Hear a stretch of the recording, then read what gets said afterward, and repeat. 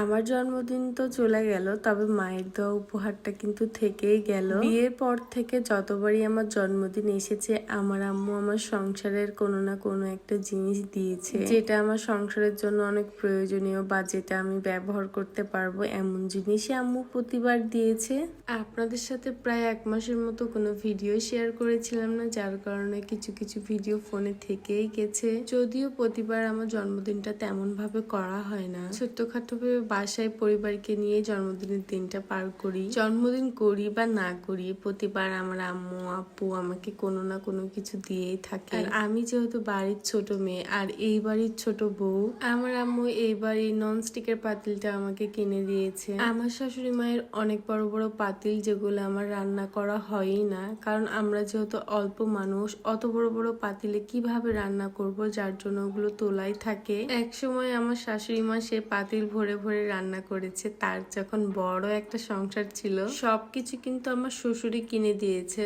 আমার শ্বশুর কিন্তু অনেক দায়িত্ববান একজন মানুষ, সে কিন্তু না বলতে অনেক কিছু তার সংসারে করে ফেলেছে। এক কথায় বলতে পারি, মেয়ে মানুষের যেটা প্রয়োজন সেটা বলার আগ দিয়ে আমার শ্বশুর দেখেছি সামনে নিয়ে এসে চলে এসেছে। বাজারে নতুন কোনো কিছু দেখলে মেয়ে মানুষের যেমন নিতে ইচ্ছা করে, ঠিক তেমনই মেয়ে মানুষ বলার আগে আমার শ্বশুর বুঝে ফেলতো, আর আমার শাশুড়ির জন্য কিন্তু নতুন নতুন জিনিস নিয়ে আসতো। সবকিছুর প্রতি আমার শ্বশুর কিন্তু অনেক বেশি যত্নবান ছিলেন। আমাদেরকে সবাইকে বট গাছের ছায়ার মতো আগলে রেখেছিলেন।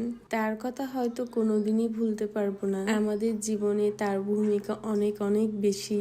আব্বুকে দেখেই কিন্তু আমরা বাসায় সবাই অনেক বেশি ভয় করতাম, ভালোবাসতাম, সম্মানও করতাম। তবে সে কিন্তু কোনোদিনই আমাদের সাথে শ্বশুরের মতো আচরণ করেনি। সে সবসময় বাবার মতোই ছিল।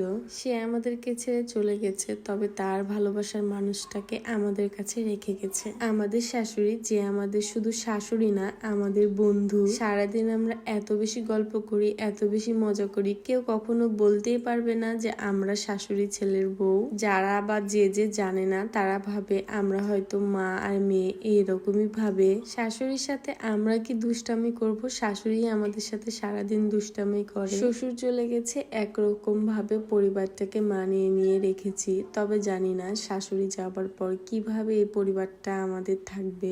আল্লাহ তাআলা যেন আমার শাশুড়ির অনেক বেশি হায়াত দেয়, কারণ তাকে ছাড়া আমরা কোনো কিছুই না।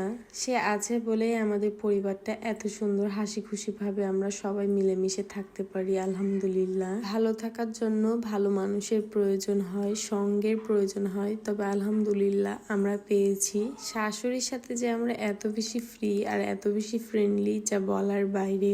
সবকিছুর জন্যই আলহামদুলিল্লাহ। সবাই আমার পরিবারের জন্য দোয়া করবেন। তবে আজকের ভিডিও আমি আর বড় করছি না, দেখা হবে নতুন কোনো একটি ভিডিওতে। সবাই ভালো থাকবেন, সুস্থ থাকবেন। আল্লাহ হাফেজ। আসসালামু আলাইকুম।